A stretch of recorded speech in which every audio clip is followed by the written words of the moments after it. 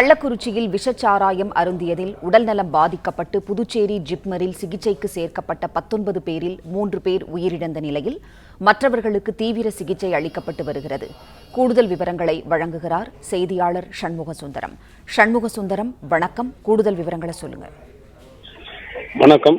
கள்ளக்குறிச்சி மாவட்டத்தில் விஷச்சாராயம் அறிந்து நேற்று காலையே அங்கு உயிரிழந்த நிலையில் அது அருகில் உள்ள மற்றும் அப்பகுதியில் வசிப்பவர்கள் விஷச்சாராயம் அருந்தியவர்களை கள்ளக்குறிச்சி மருத்துவமனைக்கு அழைத்து சென்று மேல் சிகிச்சைக்காக அழைத்தனர். மேல் சிகிச்சை அழைத்து சென்றவர்களில் பல்வேறுவர்களுக்கு மேலும் தீவிர சிகிச்சை தேவைப்படும் என்பதால் அங்கிருந்தவர்களை உடனடியாக புதுச்சேரி ஜிப்மர் மருத்துவமனை, முண்டியம்பாக்கம் மற்றும் சேலம் மருத்துவமனைக்கு அனுப்பி வைத்தனர். புதுச்சேரி மருத்துவமனைக்கு, ஜிப்மர் மருத்துவமனைக்கு நேற்று மாலை 4 மணி முதலே அவர்கள் மேல் சிகிச்சைக்காக அனுமதிக்கப்பட்ட நிலையில் நேற்று மாலை 6 மணி அளவில் 3 பேர் உயிரிழந்தனர். மணி, இந்திரா மற்றும் கிருஷ்ணமூர்த்தி ஆகிய 3 பேர் உயிரிழந்த நிலையில் தற்போது 16 பேர் சிகிச்சை பெற்று வருகின்றனர். அந்த 16 பேர் 3 பேர் தீவிர சிகிச்சை பிரிவில் அனுமதிக்கப்பட்டு அவர்கள் சிகிச்சை அளிக்கப்பட்டு வருகிறது.